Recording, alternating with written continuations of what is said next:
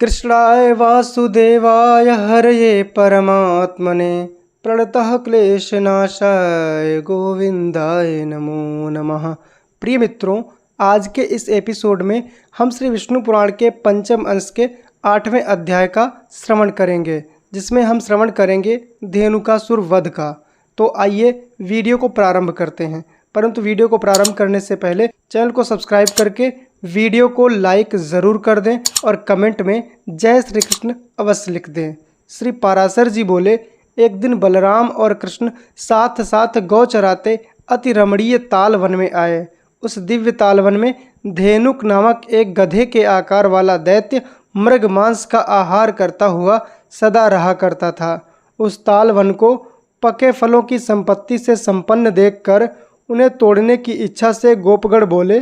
गोपों ने कहा, भैया राम और कृष्ण इस भूमि प्रदेश की रक्षा सदा धेनुकासुर करता है, इसीलिए यहाँ ऐसे पके पके फल लगे हुए हैं। अपनी गंध से संपूर्ण दिशाओं को आमोदित करने वाले ये ताल फल तो देखो, हमें इन्हें खाने की इच्छा है। यदि आपको अच्छा लगे तो इन्हें झाड़ दीजिए। श्री पाराशर जी बोले, गोप कुमारों के ये वचन सुनकर बलराम जी ने ऐसा ही करना चाहिए ये कहकर फल गिरा दिए और पीछे कुछ फल श्री कृष्णचंद्र ने भी पृथ्वी पर गिराए। गिरते हुए फलों का शब्द सुनकर वह दुर्धर्ष और दुरात्मा गर्दभासुर क्रोधपूर्वक दौड़ आया और उस महाबलवान असुर ने अपने पिछले 2 पैरों से बलराम जी की छाती में लात मारी। बलराम जी ने उसके उन पैरों को पकड़ लिया और आकाश में घुमाने लगे। जब वह निर्जीव हो गया तो उसे अत्यंत वेग से उस ताल वृक्ष पर ही दे मारा।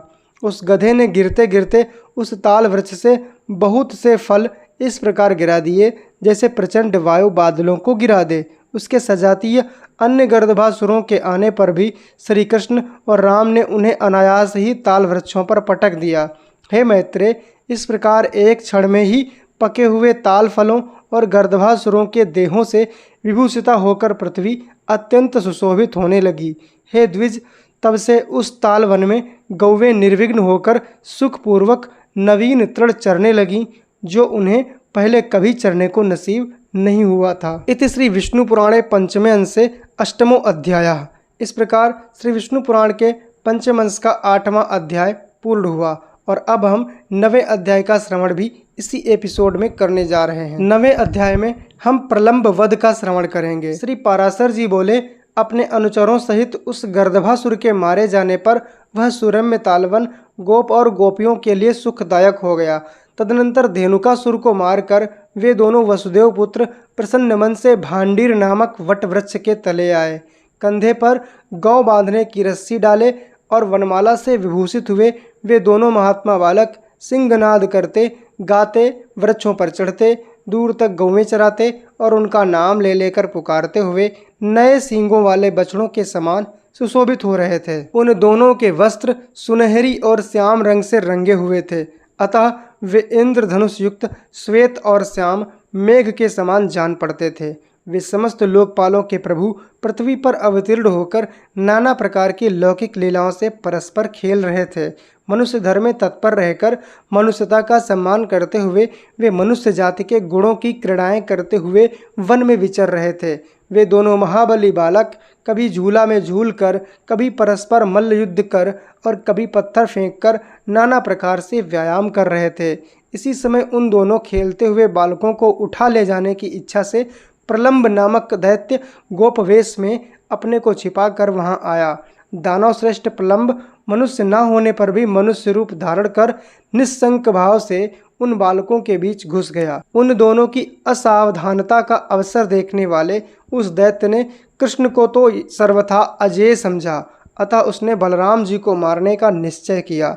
तदनंतर वे समस्त ग्वाल बाल हरि क्रीडन नामक खेल खेलते हुए आपस में एक साथ 2-2 बालक हो उठे। तब श्रीदामा के साथ श्री कृष्णचंद्र, प्रलंब के साथ श्री बलराम और इसी प्रकार अन्यान्य गोपों के साथ और ग्वाल बाल उछलते हुए चलने लगे। अंत में श्री कृष्णचंद्र ने श्रीदामा को, बलराम जी ने प्रलंब को तथा अन्यान्य कृष्ण पक्षीय गोपों ने अपने प्रतिपक्षियों को हरा दिया। उस खेल में जो बालक हारे थे वे सब जीतने वालों को अपने अपने कंधों पर चढ़ाकर भांडीर वट तक ले जाकर वहां से फिर लौट आए। किंतु प्रलंबासुर अपने कंधे पर बलराम जी को चढ़ाकर चंद्रमा के सहित मेघ के समान अत्यंत वेग से आकाश मंडल को चल दिया। वह दानव श्रेष्ठ रोहिणी नंदन श्री बलभद्र जी के भार को सहन न कर सकने के कारण वर्षाकालीन मेघ के समान बढ़कर अत्यंत स्थूल शरीर वाला हो गया। तब माला और आभूषण धारण किए, सिर पर मुकुट पहने, गाड़ी के पहियों के समान भयानक नेत्रों वाले, अपने पाद प्रहार से पृथ्वी को कंपायमान करते हुए तथा दग्ध पर्वत के समान आकार वाले उस दैत्य को देखकर उस निर्भय राक्षस के द्वारा ले जाए जाते हुए श्री बलभद्र जी ने श्री कृष्णचंद्र से कहा, भैया कृष्ण देखो, छद्मपूर्वक गोप वेश धारण करने वाला कोई पर्वत के समान महाकाय दैत्य मुझे हरे हुए लिए जाता है। हे मधुसूदन, अब मुझे क्या करना चाहिए ये बतलाओ। देखो, यह दुरात्मा बड़ी शीघ्रता से दौड़ा जा रहा है। श्री पाराशर जी बोले, तब रोहिणी नंदन के बलवीर्य को जानने वाले महात्मा श्री कृष्णचंद्र ने मधुर मुस्कान से अपने ओष्ठ संपुट को खोलते हुए उन बलराम जी से कहा। श्री कृष्णचंद्र बोले, हे सर्वात्मन, आप संपूर्ण गुह्य पदार्थों में अत्यंत गुह्य स्वरूप होकर भी ये स्पष्ट मानव भाव क्यों अवलंब कर रहे हैं? आप अपने उस स्वरूप का स्मरण कीजिए जो समस्त संसार का कारण और कारणों का कारण भी पूर्ववर्ती है और प्रलय काल में भी स्थित रहने वाला है। क्या आपको मालूम नहीं है कि आप और मैं दोनों ही इस संसार के एकमात्र कारण हैं और पृथ्वी का भार उतारने के लिए ही मृत्यु लोक में आए हैं? हे अनंत, आकाश आपका सिर है, मेघ केश हैं, पृथ्वी चरण है, अग्नि मुख है, चंद्रमा मन है, वायु श्वास प्रश्वास है और चारों दिशाएं बाहु हैं। हे भगवान, आप महाकाय हैं, आपके सहस्त्र मुख हैं तथा सहस्त्रों हाथ पांव आदि शरीर के भेद हैं। आप सहस्त्रों ब्रह्माओं के आदि कारण हैं। मुनिजन आपका सहस्त्रों प्रकार वर्णन करते हैं। आपके दिव्य स्वरूप को आपके अतिरिक्त और कोई नहीं जानता, अतः समस्त देवगण आपके अवतार रूप की ही उपासना करते हैं। क्या आपको विदित नहीं है कि अंत में यह संपूर्ण विश्व आप ही में लीन हो जाता है? हे अनंत मूर्ते, आप ही से धारण की हुई यह पृथ्वी संपूर्ण चराचर विश्व को धारण करती है। हे अज, निमेषादि काल स्वरूप आप ही कृतयुग आदि भेदों से इस जगत का ग्रास करते हैं।